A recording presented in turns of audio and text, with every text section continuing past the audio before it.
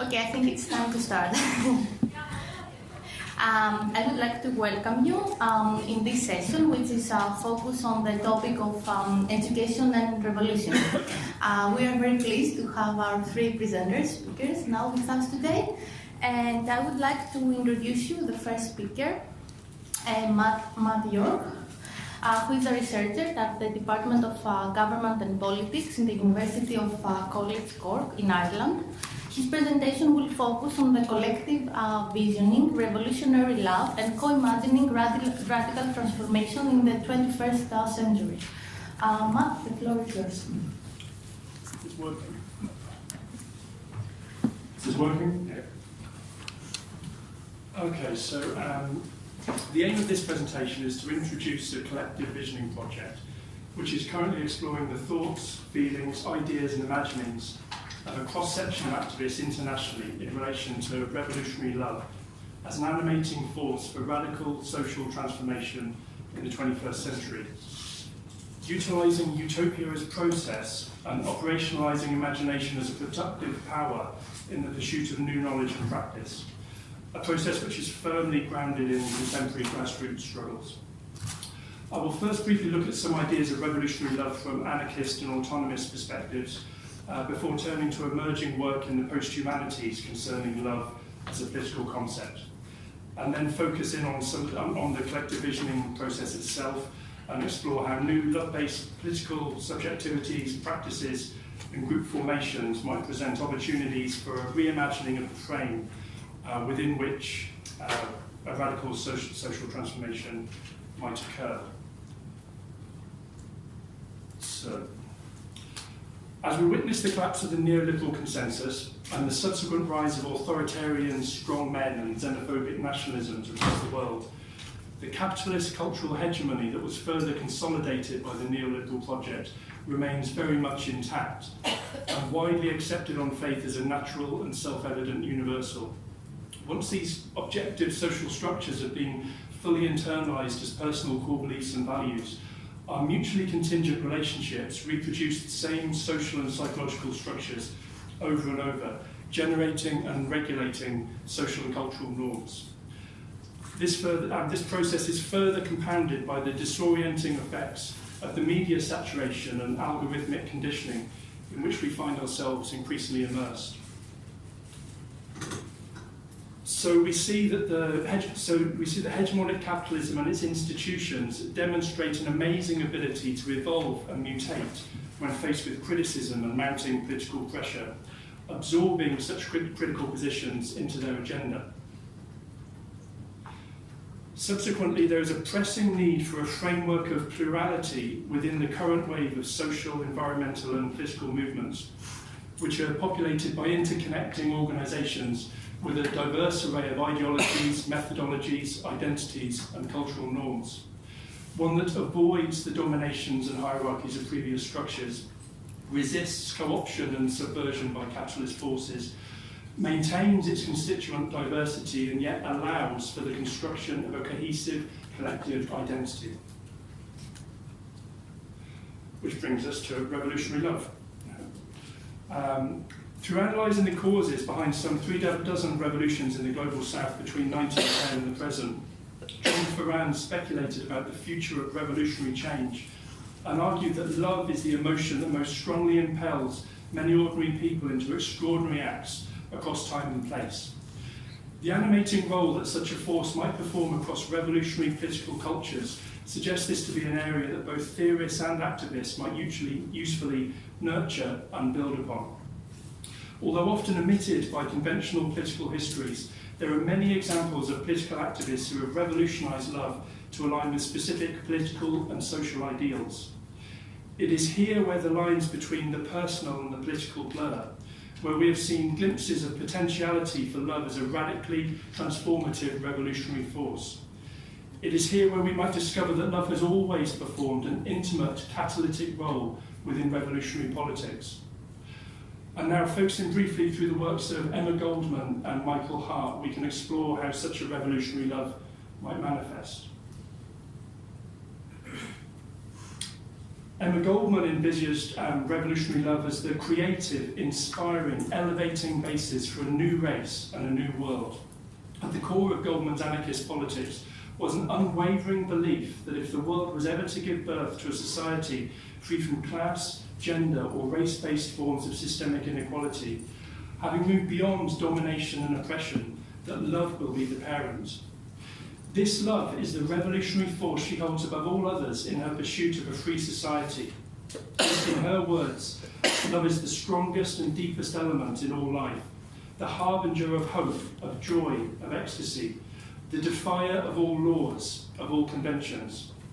She remarks on the notion of free love and questions if love could be anything other, claiming it can dwell in no other atmosphere. Goldman understands that such a love is revolutionary because it remains elusive to capitalist and patriarchal control.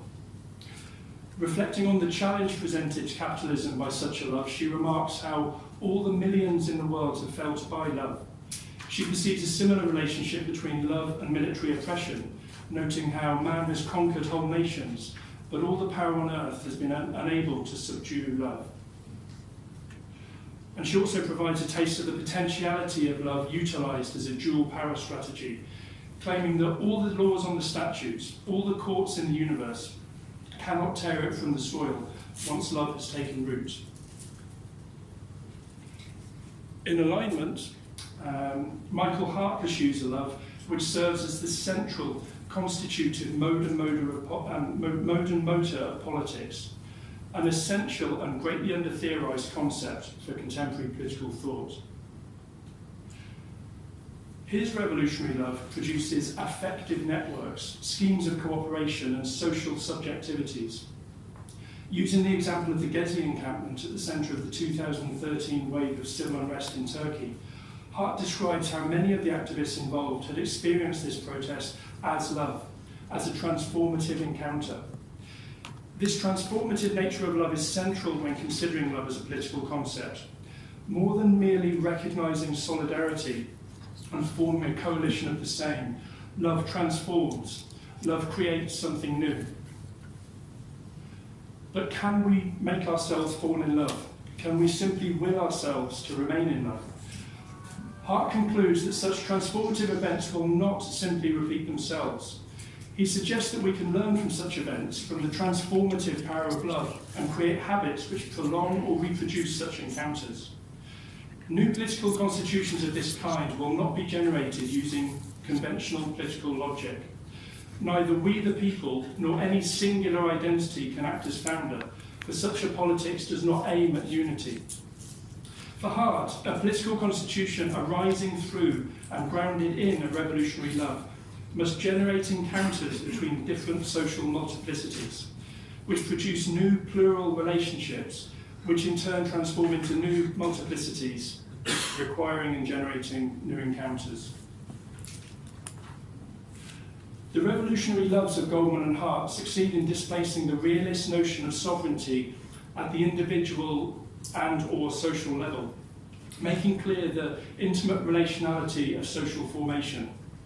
This disorienting of conventional political schemas and the expansive trajectory of their political imaginary pre-align them with some of the emerging work in posthuman theory, in which a number of scholars are starting to extend their thinking about love to include non-humans and the environment, challenging the anthropocentric bias of contemporary political thought. Posthuman theory positions the human subject as fully immersed in and immanent to a network of non-human relations. This emerging field calls for a love of the world, leading to an ethics of political cohabitation, grounded in a respect for and responsibility towards our more than human plurality.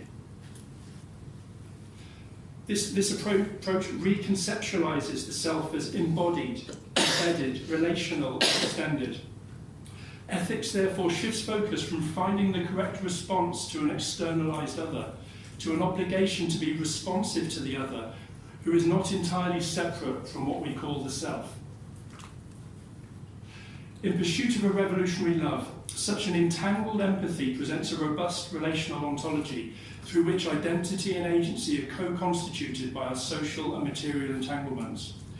with our individual subjectivities forming as an expression of entanglements in multiple relations across time, space, and even species.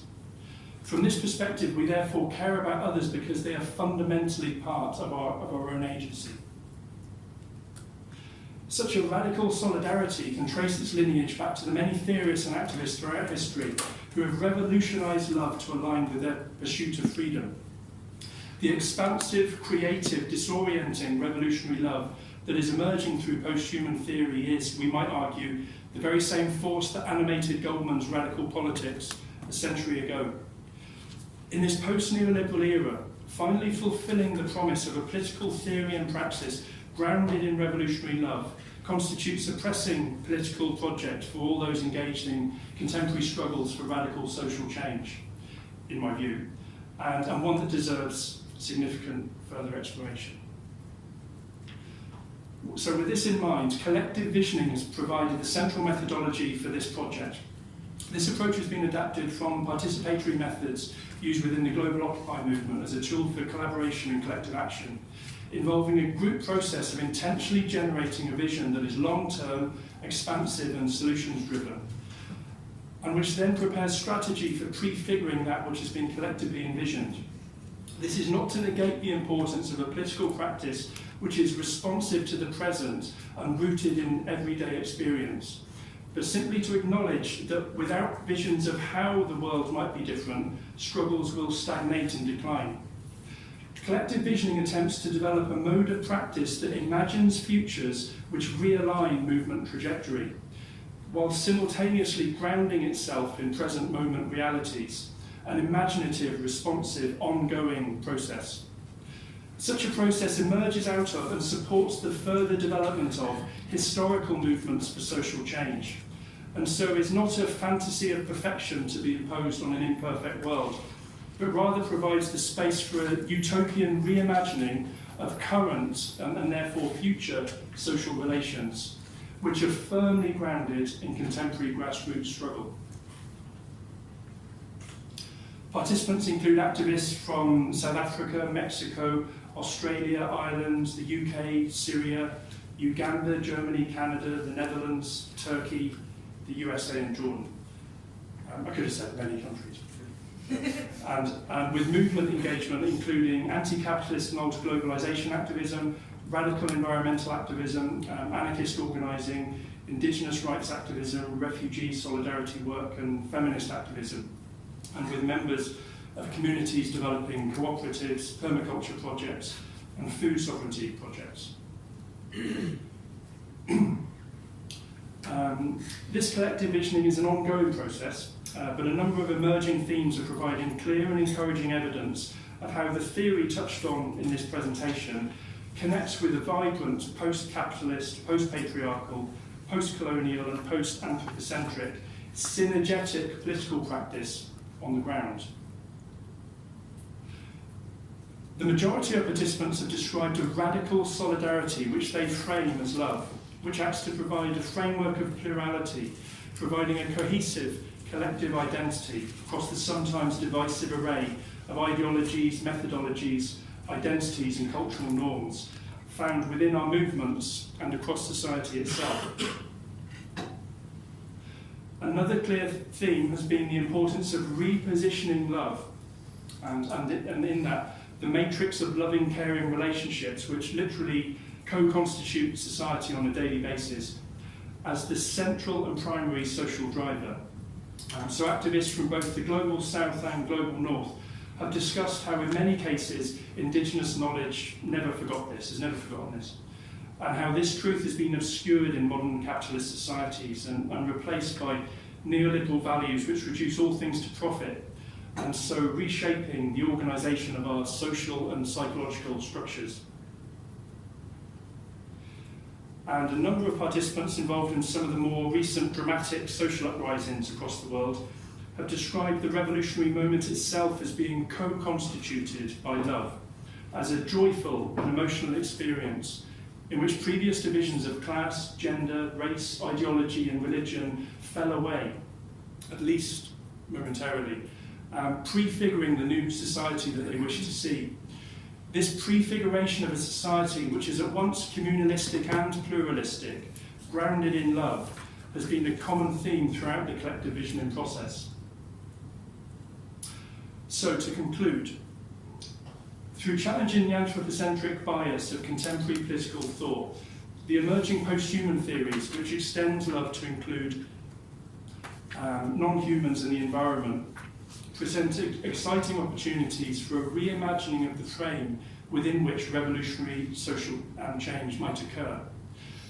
The agency of revolutionary love, as we have just explored, offers a direct and directable causal effect on the trajectory of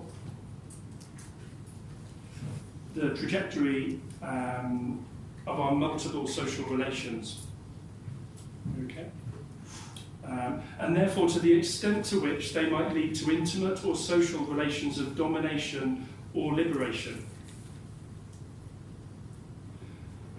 Such a revolutionary love can be seen to materialise in moments where our collective psycho-socio-material entanglement is realised, experienced and embodied. Conversely, this revolutionary love can be invoked, activating a radical solidarity, a more than human psycho-socio-material commons.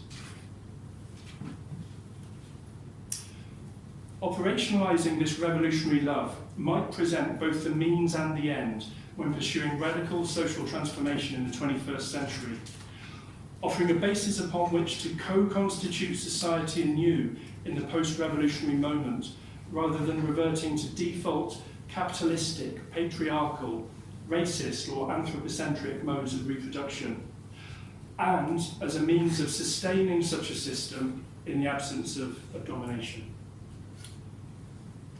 So, thank you. And for anyone who's interested, this is an evolving, ongoing process, and there's a research website at this address if you want to read any more about it. So, thanks.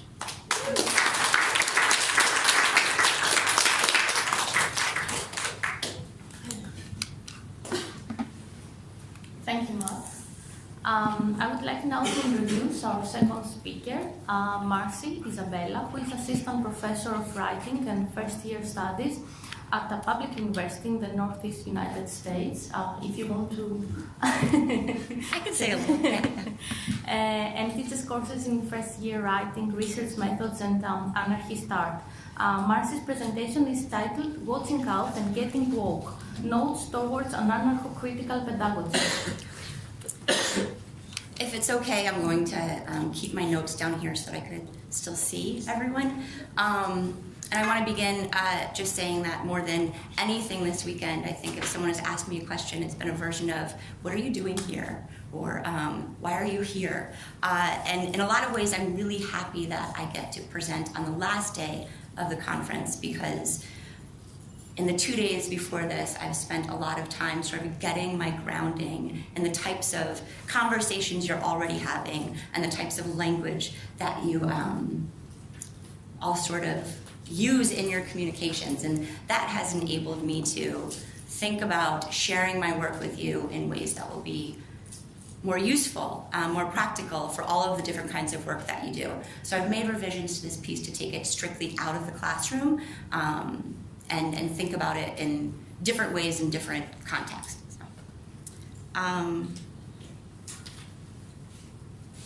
This work is grounded in Paulo Freire's Pedagogy of the Oppressed. It's a sort of a landmark book in critical pedagogy.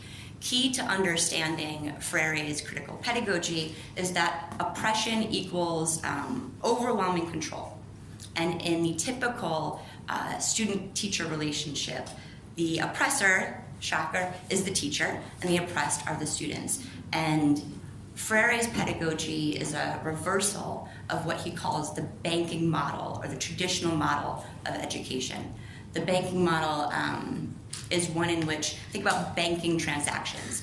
The students sit there as like open accounts, and the teacher deposits knowledge into their heads. There is no like reflection on the material that they're learning. There's no opportunity or process for them to engage in it. They do not come to own their education. Freire's model, though, is called the dialogical model or the problem-posing model. And in that model, the teacher, instead of depositing knowledge into the students' empty heads, she poses problems, right? And she draws the content of those problems from the students' actual lived experiences. But she does not assume to know those lived experiences. She has to learn about them through authentic dialogue with students. So students and teachers must dialogue to share their lived experiences from which they can identify the problems in their realities. This process of mutual recognition would dissolve the teacher-student binary. And instead of having teachers and students, you would get almost a hyphen in between. You would have a teacher-student and student-teachers, because each person, all people in that educational exchange are in the position to teach as much as they are in the position to learn. The dialogical model is intended to make room for everybody, all of the learners, to reflect on, respond to, and react to what they learn, and that would situate knowledge as created, lived, and experienced. The ends of Freire's pedagogy is a Spanish word I can't pronounce, but it has to do, I'll give you translations. It has to do not just with what you learn, but how you learn to think about what you learn. And the closest thing that we have in English would be called critical consciousness. But you hardly hear those words outside of academia, people who are already talking about pedagogy or teaching practices. A much more familiar word, perhaps, is the process of getting woke or being woke, meaning you are awake to the causes of reality and to issues regarding social justice. So critical consciousness or being woke is a process of people reflecting upon their relationships to the world that they live in and recognizing ideology. And from this, Althusser provides a definition where ideology is an imaginary relationship that people have to their real and material conditions of existence.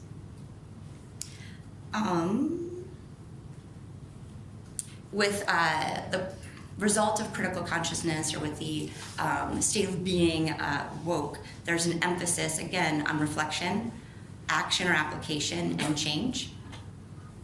It's asking questions about what do you do with what you learn? How does what you learn change you? How does what you learn change your relationships with others? And importantly, what do you do, or how do you use what you learn to change your world?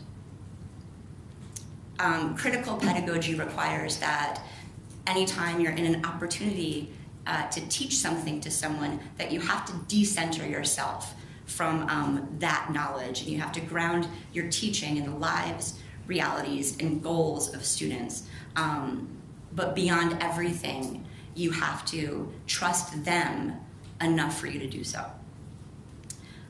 The role of the teacher-student is to help student-teachers get woke, right? And it's to assist, not to determine, in the transformation of understanding that would go from a knowledge of reality to a knowledge of the causes of reality.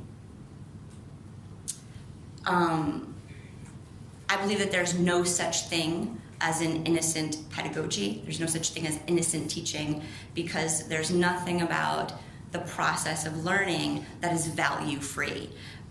When education results in the adoption of values or beliefs that we disagree with, we might call that indoctrination. But I think a more useful way to think of it is to consider not indoctrination, but teaching that results in students or learners not questioning their beliefs, not examining their beliefs.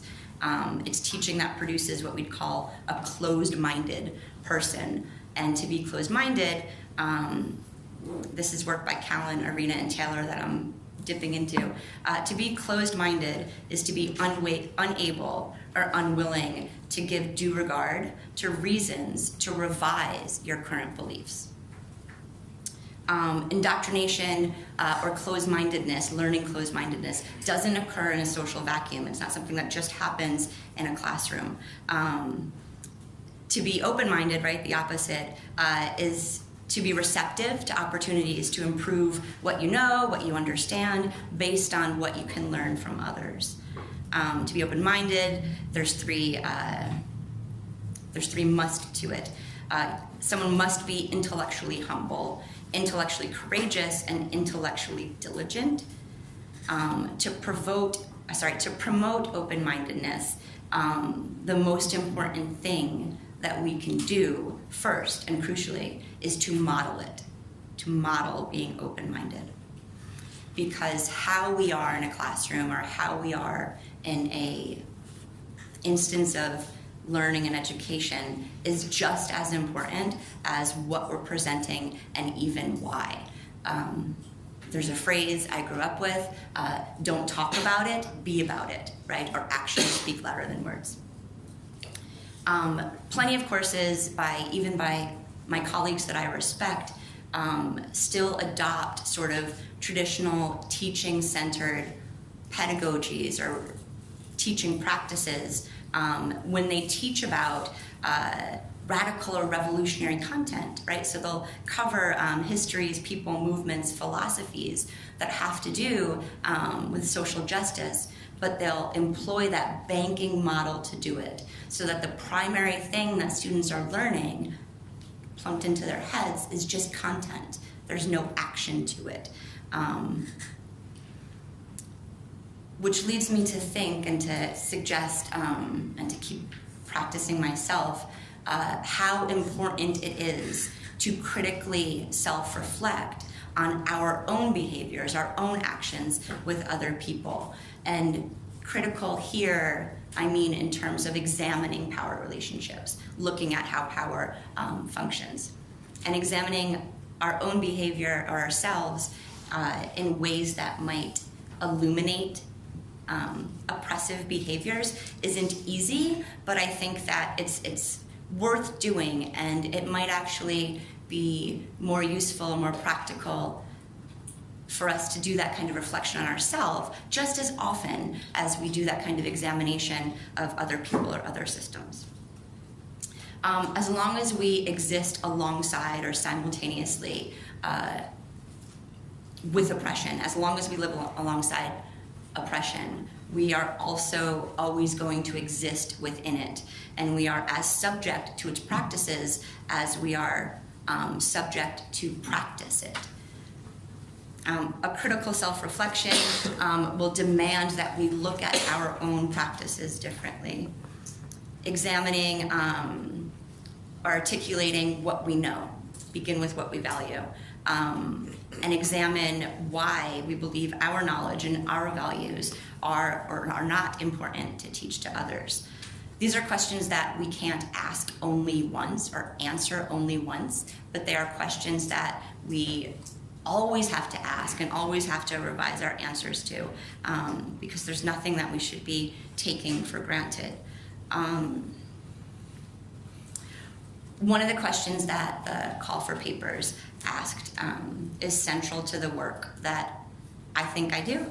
And it asked, which is the role of revolutionary education?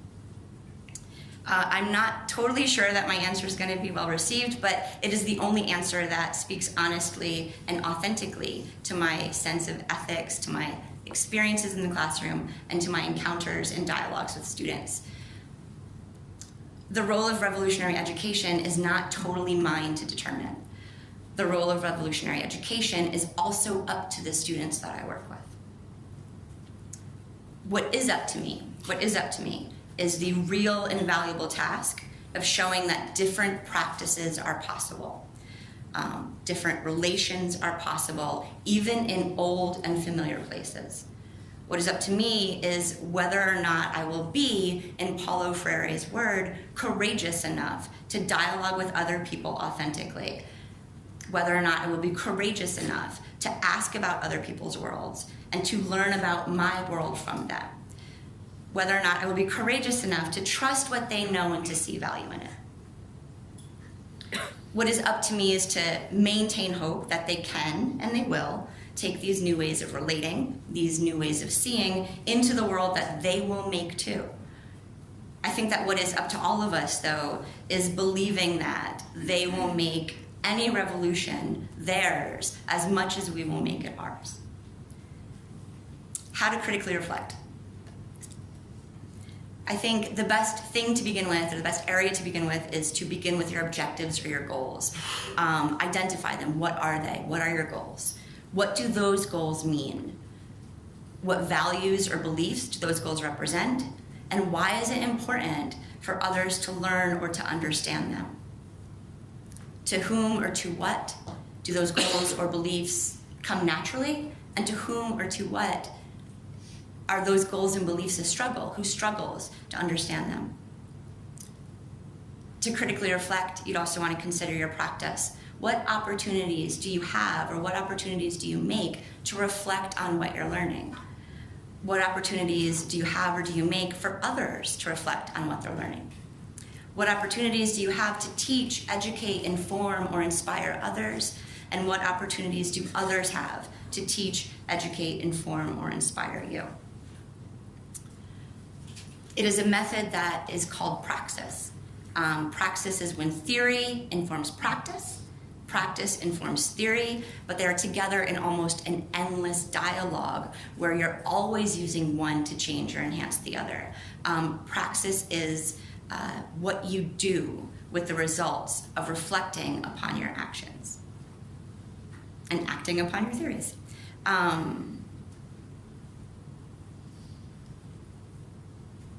I worry that if what's radical about my engagement with others is found primarily and most obviously in what I talk about in terms of ideas, beliefs, or values, then I'm not really enacting anything. I think that how we are in the classroom or in any learning exchange does as much, if not more, than what we say or what we share. Thank you very much.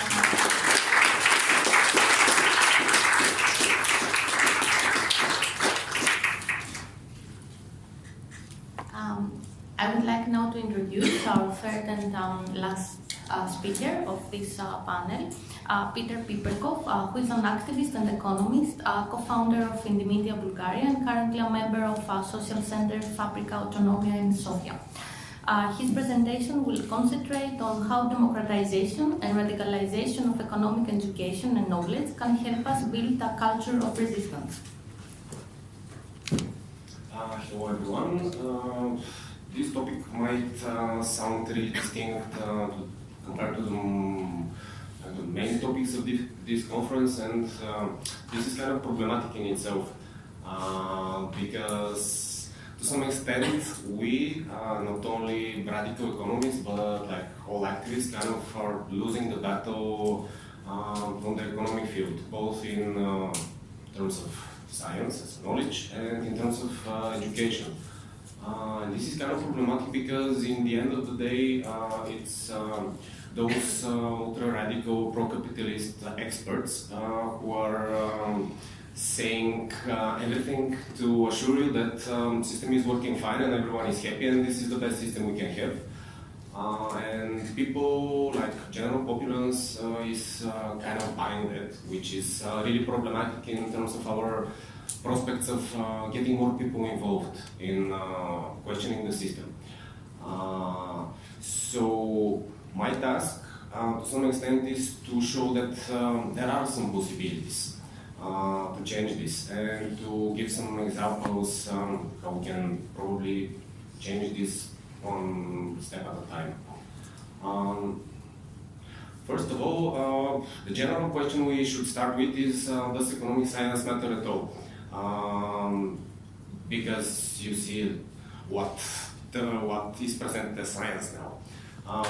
If you ask an economist, not me, somebody else, from those you're seeing on TV, for sure all of them will say, yeah, of course it matters, but in the end of the day it really matters for them because they have bills to pay, they have something to eat, they need to have something to eat.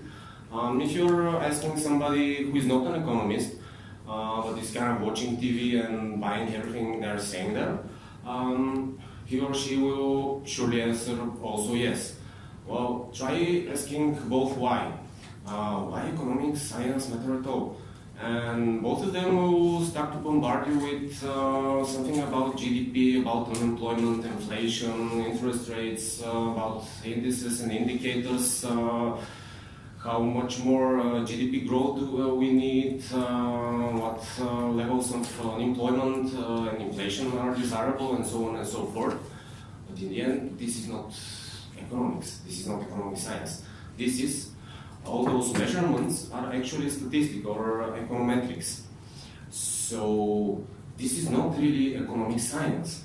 And to answer this first question, we need to realize what economic science really is.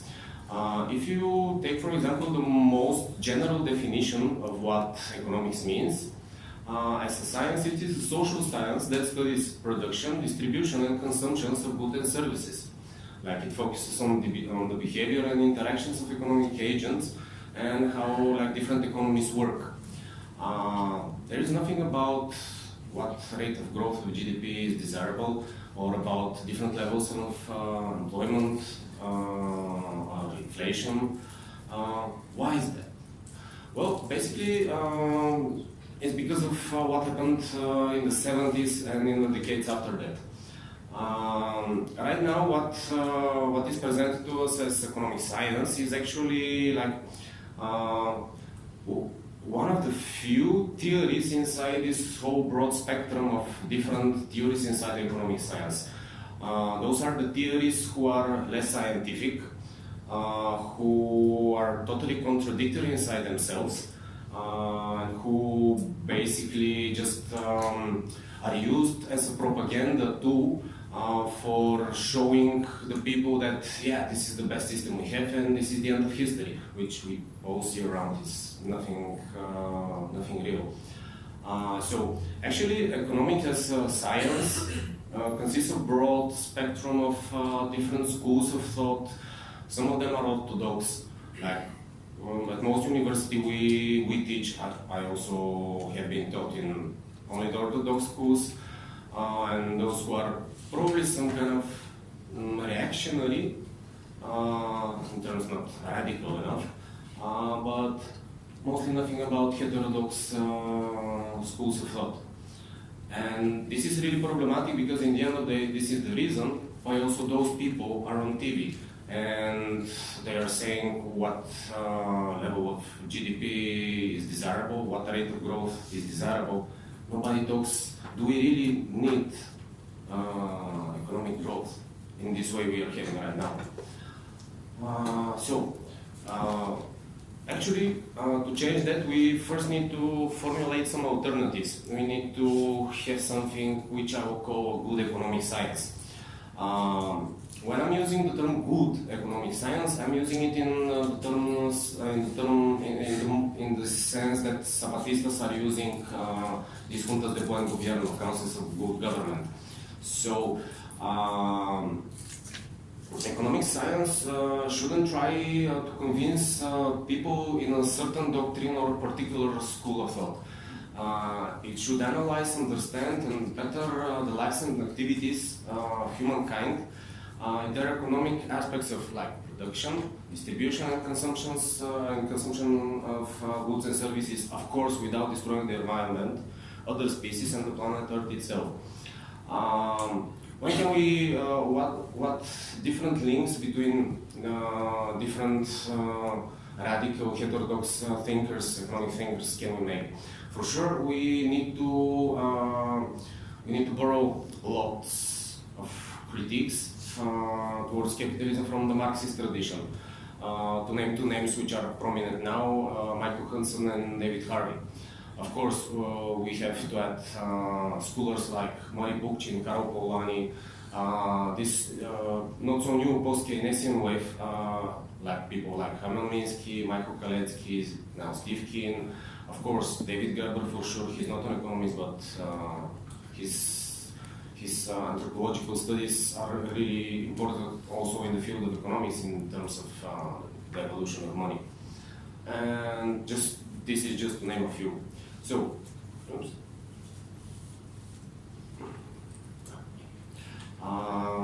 What must such a good economic science feature and what we can scratch out?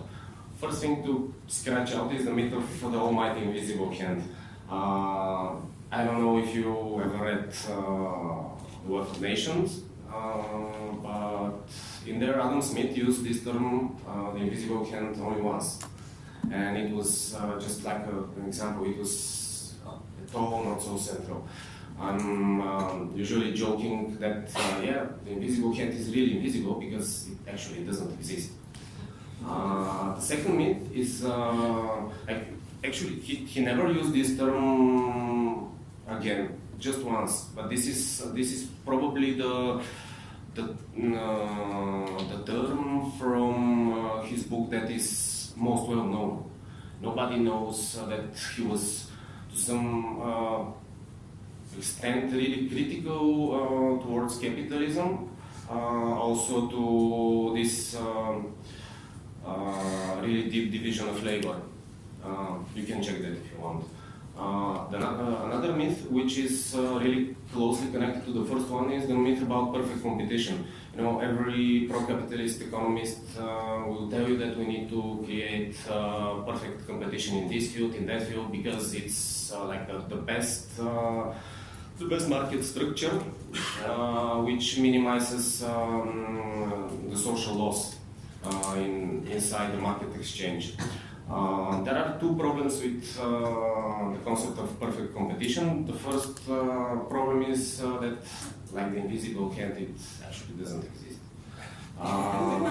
And even pro-capitalist market economists are basically saying, if you like open a random textbook, that this is just a concept to illustrate the goods of capitalism, like the positive sides of capitalism. It just serves as an example. It's not something real. The second problem with this concept of perfect competition is that even if we accept that perfect competition really exists or can exist, if you dig deeper inside the theoretical side of this market structure, you basically see that it's totally flawed. It's a long story, but long story short, they're just like kind of having these two-dimensional graphs with different slopes and curves that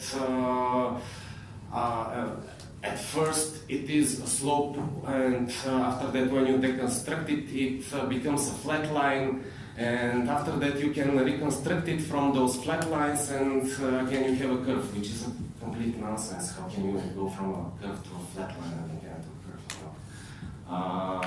But it's really important because according to their crazy geometric thinking, this market structure really eliminates social loss.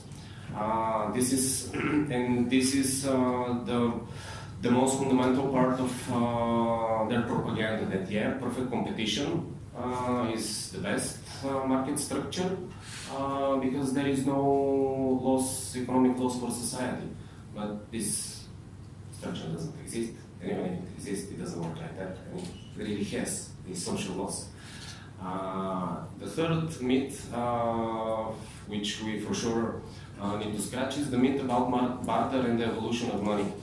I really recommend you to read David Graeber's book, Debt, the first 5,000 years, because the popular myth is goes like that. First, we were just trading stuff like sheep for cotton, potatoes for rice, and stuff like that. Eventually, we found out that we can use one good as some sort of medium between the different market exchanges. At first, it was an ordinary good. After that, we moved to gold, silver, and stuff like that. And then eventually, we found out money. after that it came barter, because like people first it was like barter as I told, and after that it was money. If you read David Graeber and lots of other thinkers, including like the different papers from national banks, including the first one, Bank of England, and also Deutsche Bundesbank, you see that the story is quite the opposite. Actually, first of all, money were created in the dawn of civilization because of the emerging city-states, because of the need of administration and financial support for this administration. This is how the concept of debt as we know it now came into existence. And barter came after that because people were already accustomed to this monetary exchange, and when there is some kind of economic crisis and we cannot use money, we are trying to replicate the same behavior with which we are really accustomed and to use barter instead. And after that, creating debt in the process, and after that, liquidating debt when we have money. What are the adequate features which can replace concepts like this? The first and probably most important feature is that we need to realize that economic system is like any other system which has a living agent, living being inside of it. Is a complex adaptive system with circular causality. It has feedback loops. Everything is connected. It's not like a circle, but probably like a spiral. All those two-dimensional graphs which are trying to represent multi-dimensional world are, of course, as we see, good for propaganda. But if we want to understand how capitalism works and how other possible economic systems which are different from capitalism might work, we need to realize that every economic exchange, no matter capitalist or not, works in this in this way, like some kind of a spiral, complex adaptive system. The second thing we need to realize, and this is also crucial for a couple of reasons, is the endogenous nature of money. Money are created not only by central banks, by printing coins and banknotes. Probably 99% of the money which we are using are created by private banks through the process of lending. Like when you go to ask for a credit, banks just create money out of nothing, out of thin air. Really, they're just like rows in some kind of a computer, so those money actually doesn't exist. And this is very important because when we're talking about ownership of means of production, we really need to add also money, money as capital, and who owns the ability to create money should be seen as also kind of even probably to some extent more problematic than land and factories and so on, because we're living in the age of total financialization, and basically in the end of the day, banks are the ones who have a big say in what is going to happen. Another thing which we should really add as an adequate feature to some good economic science is that it should be interdisciplinary, and we need to have a real scientific approach towards economic phenomena.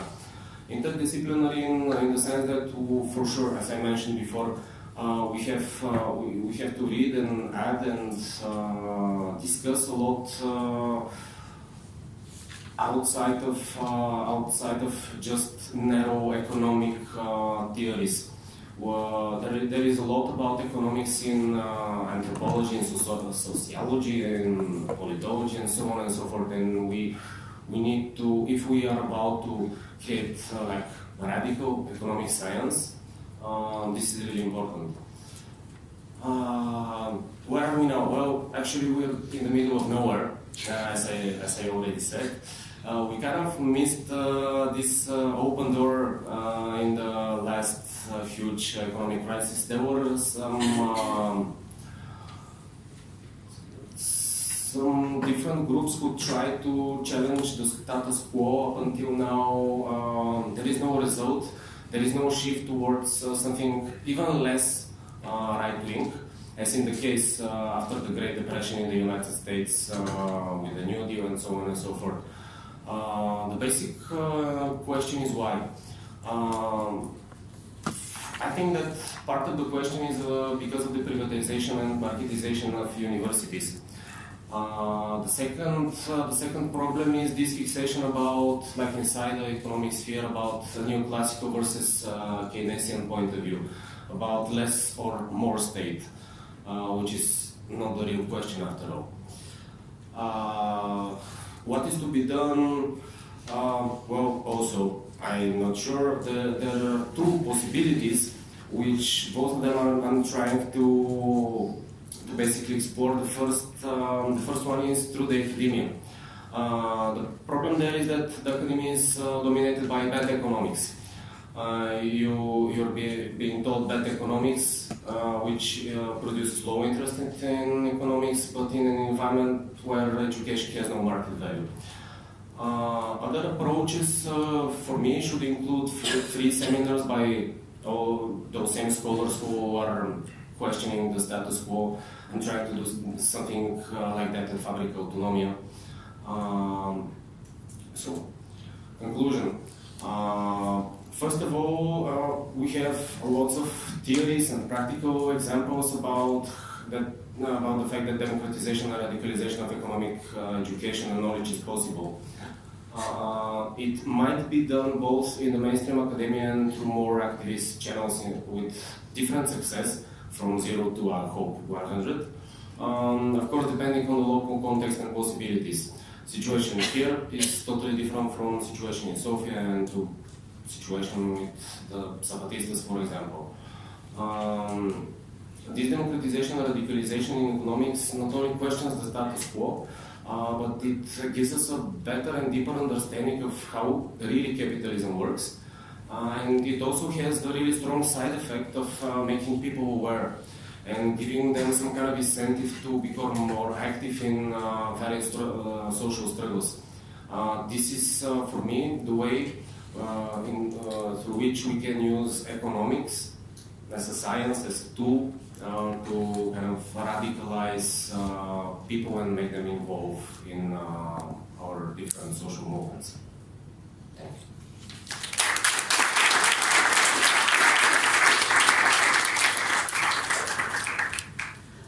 So now we have 10 minutes left, and the floor is open to you for questions to all of the speakers of our session.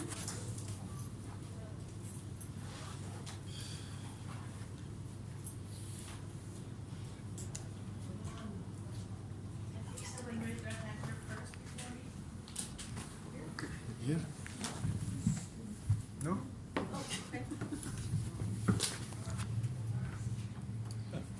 Okay.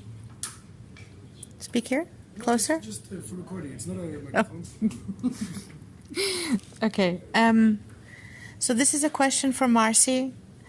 I really enjoyed the presentation. Many of the things, all of the things really related to reflective practice are at the core of what many people now believe is very important for groups to be sustainable. So there are people, I talked about it a bit in my presentation, who are saying that there has to be a shift in how we think in our groups, from being groups that are there to teach everybody else, right, to actually become more, I mean, I don't want to use the word learning organization, right? That comes from somewhere else, but you know what I mean. We have to be more about learning and continuously learning about ourselves and others precisely in the way that you describe. So I think it's very, very useful to hear what you said in the context of this conference. But my question is, in your institution in the United States, how much space do you have, or how much space still exists in general for you to do these kind of things in the classroom? Any more questions? I don't know how many Motivation. Okay. Couple of questions and then Just talk. Yeah, I also have a similar question for you, Is it Marcy? Yes. Yeah. So I'm interested in, my background is in doing P4C work and the pedagogies of like Matthew Lipman and stuff. And so what's interesting, and so for those who don't know, what's interesting about those kind of ways of structuring classrooms is that the role of teacher is sort of relegated to, I think they use facilitator often, whose job is to kind of conduct debates on topics which students find interesting. But what's interesting in like Lipman's work is that they imagine that through structuring classrooms in particular ways, you are sort of almost by, not directly, but indirectly teaching people sort of these democratic habits of how to respond to arguments and how to listen to other points of views. So I'm interested in what kind of role is there for teaching in that sort of way, in like that sort of indirect way? And is there any other kind of pedagogies that you use in your classrooms that you think have inventive ways of breaking down classroom hierarchies and stuff? Okay, we have the answer of Marcy, and then we can take more questions. Please, here this way. Thank you for being so kind to me. The question that you asked about how much institutional space do I have to practice that kind of reflection, I feel like I have a lot of pedagogical freedom at my university. That is not the case in many others. And the amount of freedom that I have is getting pressed, right? The longer that I'm there. But I have nobody is in a position where they have to directly oversee the work that I do in the classroom. I can choose materials. I can choose my grading scale even. Like I do have a lot of freedom, which is what excited me most about working at that university. And I acknowledge that a lot of people don't have it. I think the best thing that institutions could do, although who's to say that they will, is to provide faculty support to have that time to reflect and to have that time to critically consider what happens in their classroom. As for the question of what kind of role is there for indirect teaching, what I do in the classroom, you're gonna laugh, but like I think the most valuable classroom practice that I do across the board in all the classes that I teach is actually to take attendance, but hear me out. I don't do like roll call. I will turn it into like a goofy like question and answer, but it's not about the course or anything in particular. It'll be like, if you had to live in a TV show, which TV show would you pick and why? And the reason why I think it's useful is because there have been students who tell me that answering an attendance question is sometimes the only time they speak in any class on any day. And I think just the habit of students learning to hear their voice in a classroom or learning to listen to other students' voices in the classroom is a powerful one in that sort of like invisible way. Any more questions to our speakers? Make a comment that you talked about currency. Please, questions, not statements. But like briefly statements, not. Just make it short. It's okay. Never mind. Thanks.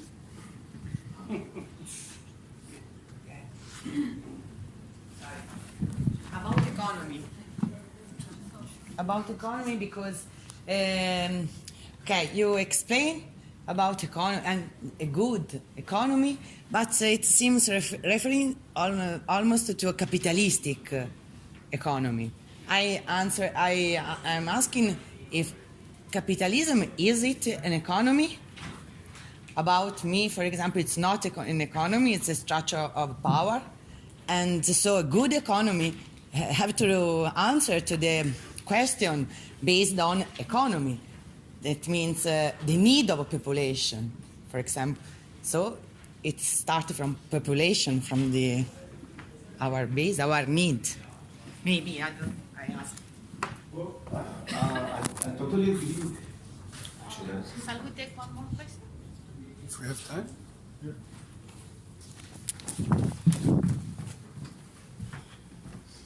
Yeah, it's just a question for Peter again. Firstly, I think that having tried to understand economics from not being an economist. A bit louder, please. Yeah, from trying to understand economics from the background of not being an economist, it seems to me that the neoclassicals, the conservatives, are their opponents are seen as Keynesians, who are almost as bad in the sense their assumptions are different but almost as bad as the neoclassicals. But actually, my question really is that very few people actually know much about economics, and the people that do seem to have this ideological blockage, and so what they're actually saying is very doctrinaire. So I'm wondering how you find the people to actually explain the basics about economics without the other stuff that is so misleading. Well, about the first question, I totally agree with you. But what I was saying was not about a good economy, but about good economic science. Exactly in this regard, that good economic science should be, as I said, interdisciplinary. It shouldn't be focused only on economic variables. It shouldn't be fixated on things like GDP, inflation, unemployment, and so on and so forth. This is the fundamental difference. Like what we have as an economic science now is absolutely pro-capitalist. A possible good economic science should analyze not only capitalism as a system. Of course, it's so huge and so big and so influential in every aspect of our life that we for sure cannot say that it is just an economic system. It's not. It doesn't end only in the field of economics. Yeah, that's basically my question.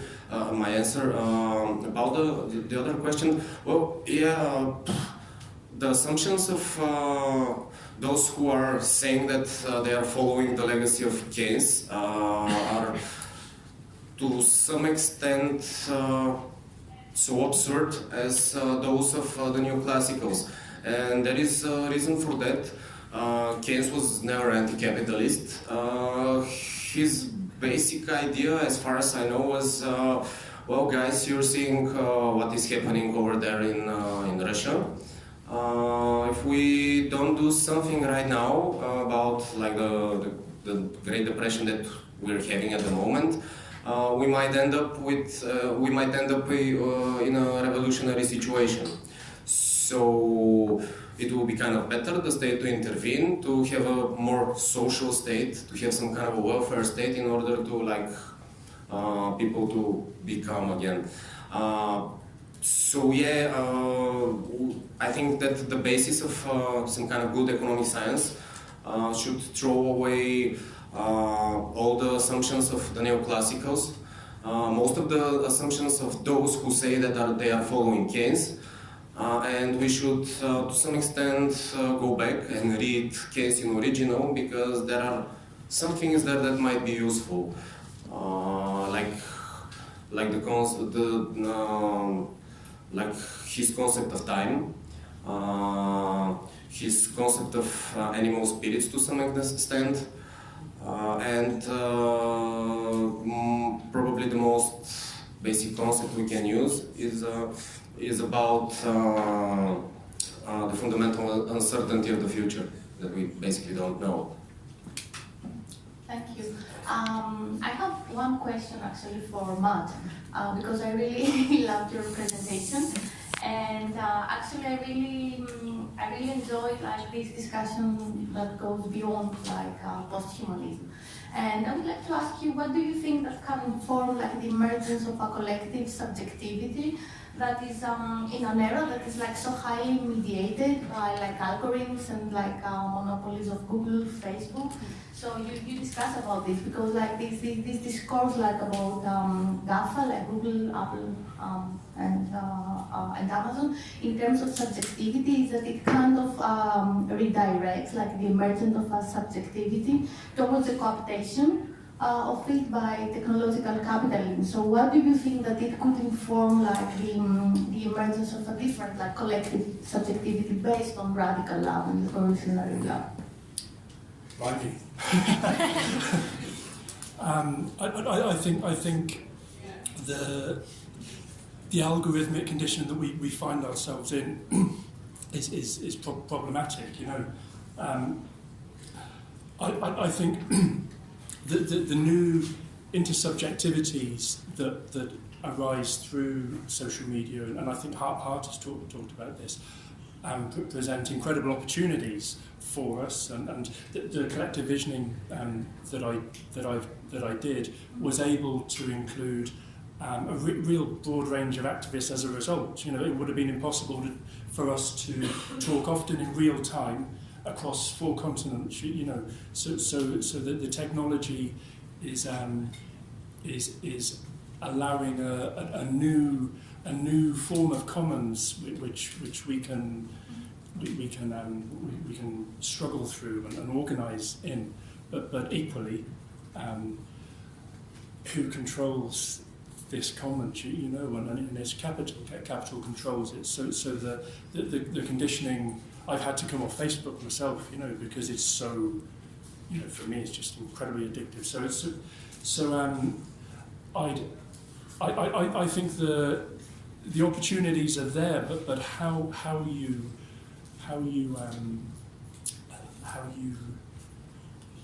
find ways to organise and control outside of the reach and the control of capital.